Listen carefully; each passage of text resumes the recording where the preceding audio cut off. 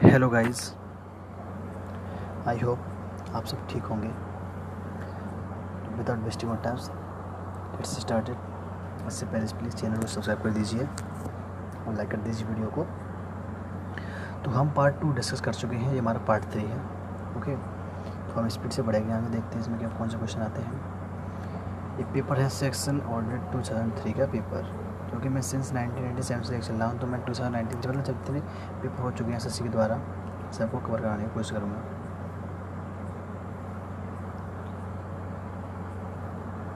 तो 30 question discuss कर चुके थे। Question number 31, I saw him. Saw यहाँ पर देखा तो V2 है, एक V2 का मतलब जानते क्या होता है? V2 का मतलब होता है हमारा past indefinite. Okay, a couple of times का मतलब होता है मैनी टाइम्स, मतलब कई बार। आई सॉ हिम, मैंने उसको देखा कई बार। सिंस मई से, सिंस के बाद एक पॉइंट ऑफ टाइम आ रहा है, और सिंस के बाद जब कभी भी पॉइंट ऑफ टाइम आता है और फॉर के बाद पीरियड ऑफ टाइम आता है, तो ये इंडिकेटर होते हैं परफेक्ट के। तो यहाँ पर हमको परफेक्ट सेंटेंस लगाना पड़ेगा। तो यहाँ पर हम कर सकते हैं have, I have seen him. ठीक है, तो परफेक्ट करना पड़ेगा, तो आंसर हो जाएगा, क्योंकि सिंस ये परफेक्ट इंडिकेटर होता है। तो आगरा में एरर हो जाएगी, परफेक्ट करते हैं। T which I am drinking is hot. चाय जिसे मैं पी रहा हूँ इज हॉट। ये एक रिलेटिव क्लॉज हो गया, ये बिल्कुल सही है। अब इसमें हम देखते हैं, हम आर्टिकल पढ़ते हैं ए एंड द। तो द आर्टिकल जब आता है जब हम किसी चीज़ को स्पेसिफाई कर देते हैं, डेफिनेट कर देते हैं। तो इसमें कर दिया है, ये बता रहा है टी इज हॉट, चाय गर्म है। कौन सी चाय गर्म है? विच आई एम ड्रिंकिंग, जिसको मैं पी रहा हूँ। तो इसने चाय को स्पेसिफाई कर दिया है कि ये चाय डेफिनेट है, इसने इसको अलग बता दिया, जिसको मैं पी रहा हूँ वह गर्म है। तो चाय यहाँ पर स्पेसिफाई हो गई। स्पेसिफाई के लिए हमेशा आर्टिकल द आता है। तो द टी, वो चाय जिसको मैं पी रहा हूँ वो गर्म है, इसलिए टी से पहले आ जाएगा द टी। अगले क्वेश्चन की तरफ बढ़ते हैं। क्वेश्चन नंबर 33, ऑल दो के बाद जो पेयर ऑफ कंजंक्शन आता है वो आता है यट या कॉमा, यट या कॉमा। ठीक है, तो although the police officer sympathized with the poor. यद्यपि पुलिस ऑफिसर था, गरीबों के पास साबुन भी था। अब यहाँ पर कॉमा लगा हुआ होता है, कॉमा की तो पंचस्तर एरर तो उसमें आती नहीं है, तो बिल्कुल ठीक है। फिर भी he refuse to take an action against the rich man, तो नो एरर है, क्योंकि ये दिखाता है मतलब उल्टा जाता है, उल्टा मतलब कॉन्ट्राडिक्टरी होता है। ये दिखाता है कॉन्ट्राडिक्टरी इफेक्ट, मतलब करना चाहिए था लेकिन करेगा नहीं। जैसे कि कोई व्यक्ति अगर स्कूल बीमार है, ऑल दो ही इज़ इल, यद्यपि वह बीमार है, तो स्कूल जाएगा वो। लेकिन जनरल केस में क्या होगा, बीमार व्यक्ति स्कूल नहीं जाएगा। तो यद्यपि पुलिस ऑफिसर था, गरीबों पर सामान भी बढ़ता था, लेकिन फिर भी करता था, लेकिन फिर भी वो मतलब रिच मैन के खिलाफ कोई एक्शन नहीं ले सका, तो नो एरर है।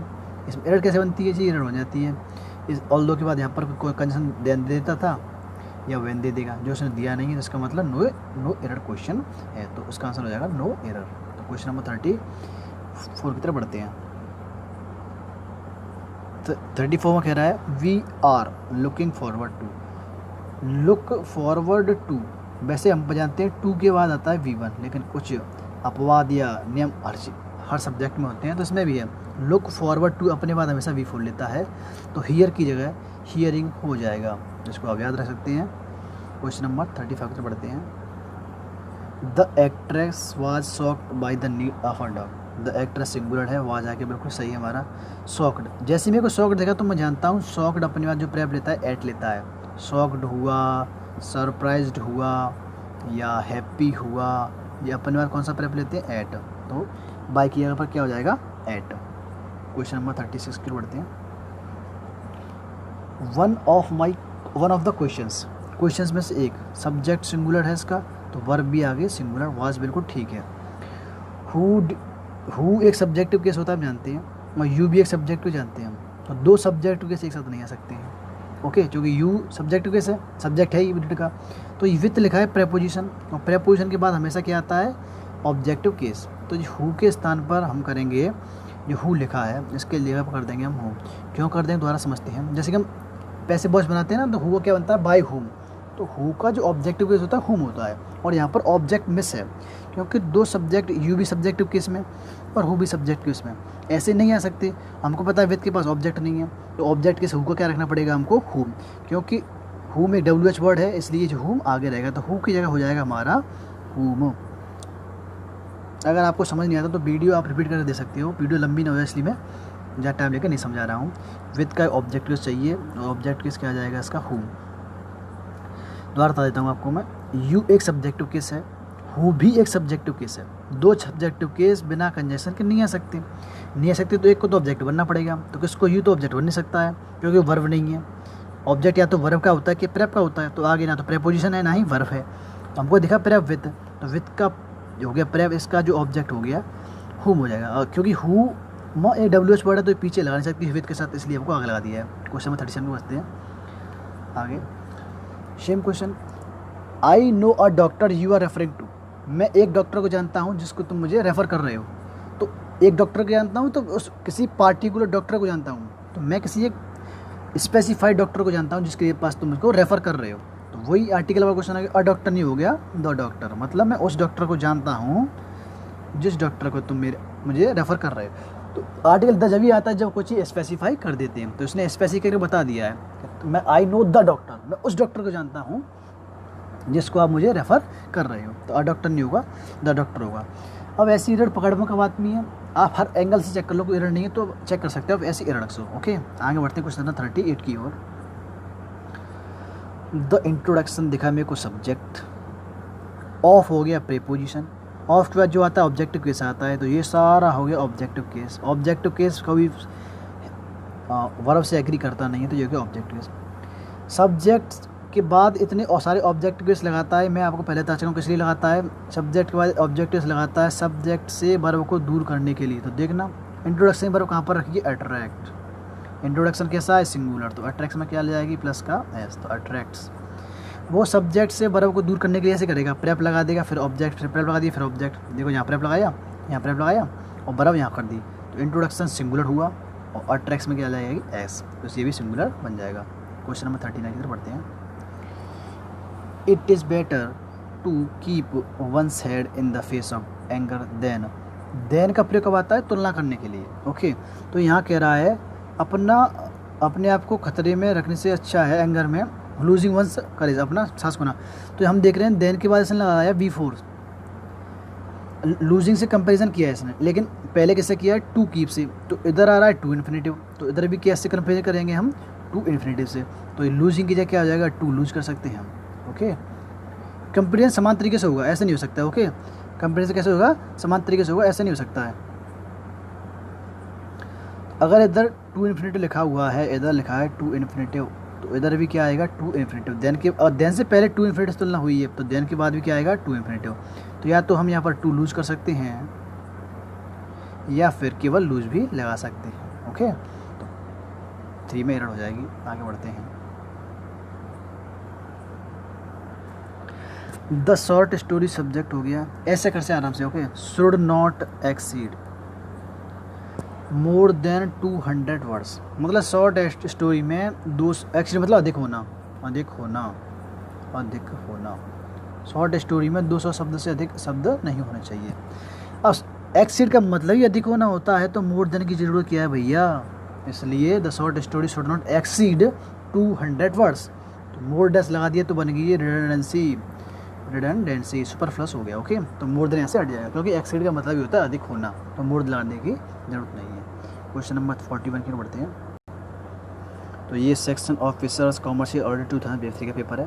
क्वेश्चन नंबर 41, अ सिटी ड्वेलर, ड्वेलर का मतलब होता है निवास करने वाला, तो एक सिटी में निवास करने वाला सब्जेक्ट हो गया, सिंगुलर है, फाइंड्स आ गया, एस भी एग्री हो, कोई प्रॉब्लम नहीं है। इट डिफ़िकल्ट, इट क्या है, इट एक प्रोनाउन है, और डिफ़िकल्ट एडजेक्टिव हो गया। हमको पता है अगर एडजेक्टिव नाउन को क्वालिफाई करेगा तो नाउन से आगे होगा, जैसे कि गुड बॉय, और प्रोनाउन को क्वालिफाई करेगा मतलब प्रोनाउन को विशेषता आएगा तो प्रोनाउन से पीछे होगा, तो इट प्रोनाउन हो गया, से पीछे आ गया डिफ़िकल्ट। टू पास अवे, नहीं, पास अवे का मतलब हो जाता है टू डाई, मर जाना, तो समय को मारेगा तो नहीं, समय को काटेगा या गुजारेगा, तो गुजारे करने के लिए क्या होता है, टू पास, तो हम जानते हैं इस पास अवे में से ये पास अवे हट जाएगा। और क्या बचेगा, ये हट जाएगा, बचेगा टू पास। ओके, तो जो बंदा शहर में रहता है ना तो गांव में समय नहीं गुजर पाता है, तो पास अभी नहीं होगा, पास हो जाएगा, अभी हट जाएगा। Visitors were not permitted, visitor को अनुमति नहीं दी गई एंटरिंग नहीं, V4 नहीं आएगा, डायरेक्ट आएगा टू एंटर। तो visitors were not permitted, enter ये क्या हो जाएगा, टू एंटर। हमारे पास कुछ ही स्पेसिफिक वर्ब हैं जिसके बाद हम लगाते, वर्ब के बाद डायरेक्ट लगाते हैं V4, या आप बोल सकते हैं उसको प्रेजेंट पार्टिसिपल। तो मैं उन सारी, मेरी एक वीडियो बनाई है, आप देख सकते हैं, 13 टेबल मेरी प्लेलिस्ट मिल जाएगी आपको। उन वर्ड के बाद हम डाट लगा सकते थे V4। इसके बाद परमिट के बाद हमेशा 2+V1 आता है। ओके, तो आगे बढ़ते हैं। The fifth and final act of Macbeth, okay, contain, subject देखते कौन है, the fifth and final act of, तो एक प्रेपोजिशन हो गया, उसके बाद ऑब्जेक्ट, ये इसका सब्जेक्ट हो गया, और वर्ब ये इसकी वर्ब हो गई। अब तो ये देखते हैं एसवी एग्री है कि नहीं है। The fifth and final act, पांचवा और आखिरी, ये एक्ट एक ही है, एक एक्ट है, लेकिन लिखा तो अलग अलग है। अगर द इसके भी आगे लगा होता तो दोनों अलग अलग हो जाते हैं। अगर ऐसे कंजंक्शन रूप में जुड़ा है और एक के आगे आर्टिकल लगा है तो एक ही होता है वो, ठीक है। जो पांचवा और आखिरी, जो पांचवा है वही आखिरी है, तो एक हो गया तो क्या हो जाएगा, कंटेन्स। तो अगर हमने देख लिया सब्जेक्ट सिंगुलर है, ये अगर सिंगुलर हमारा क्योंकि एक ही है, एक ही यूनिट की तरह काम कर रहा है, तो कंटेन किया क्या हो जाएगा, कंटेन्स। सब्जेक्ट सिंगुलर है हमारा, ऐसे ये क्वेश्चन आगे बढ़ेंगे, सिंपल क्वेश्चन था। One of the terrorist of Kashmir valley are shot dead, नहीं, हमको पता है वन जो सब्जेक्ट है इसका, जो सब्जेक्ट है उसका वन है। ऑफ द टेररिस्ट प्रेप हो गया, प्रेप का ऑब्जेक्ट हो गया। Of the Kashmir valley prep हो गया, प्रेप का ऑब्जेक्ट हो गया। आर का सब्जेक्ट कौन है, वन, तो वन के हिसाब से क्या आ जाएगा, इज।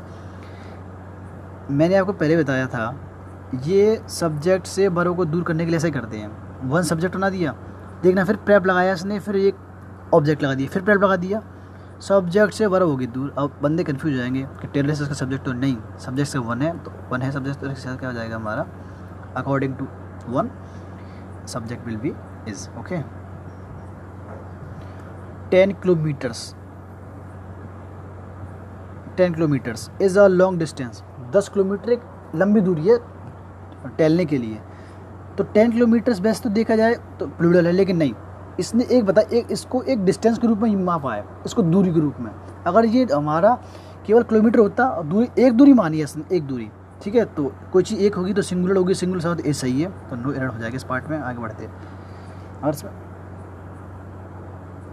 अब ये आ गया हमारा income tax, central excise taxes का paper. Question 46, to die with honour, सम्मान के साथ मर जाना, इज़ बेटर देन, अच्छा है किससे, टू लिव। अभी हमने देखा था, कंपैरिजन कर रहे हैं तो टू इन्फिनेटिव का to infinitive, to live with dishonour, तो 3 मिनट हो जाएगी।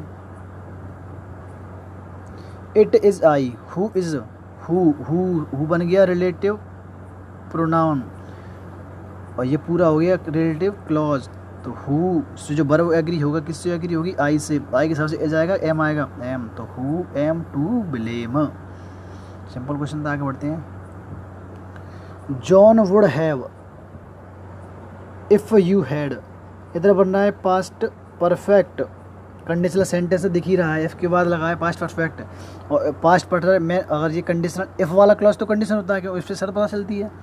अगर कंडीशनल क्लॉज पास्ट परफेक्ट में है तो मेन क्लॉज में कौन कौन सी वर्ब आ सकती है, would have, could have, might have.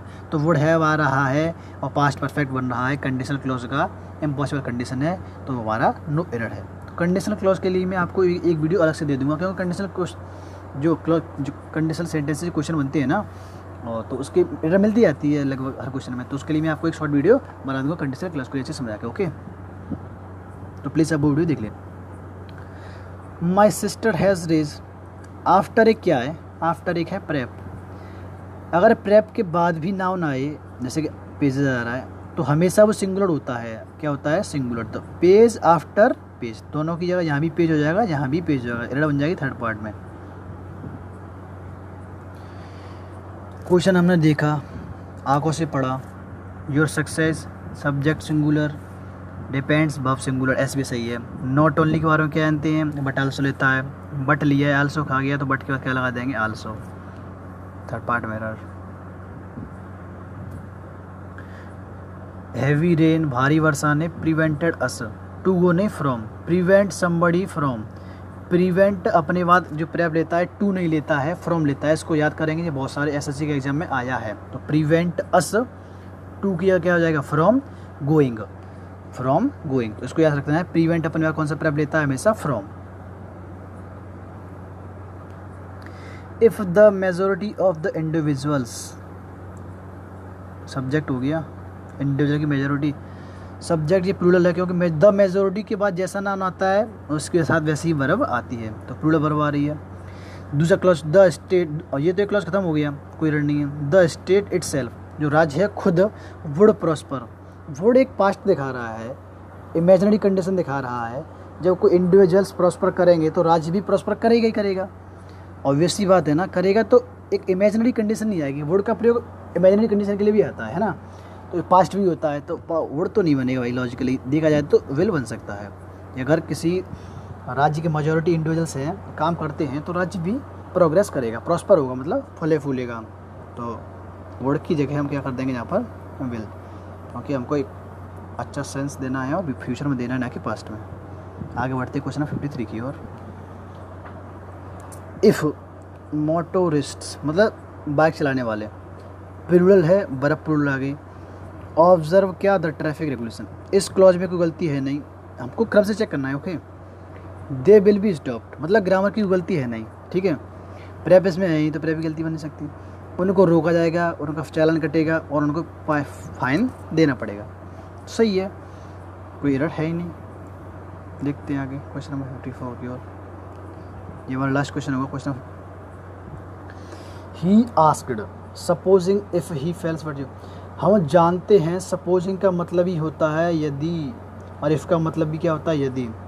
यहाँ पर इसने जो बॉम्बे पार्ट में लिखा है सपोजिंग इफ़, दोनों का मतलब होता है यदि, यदि।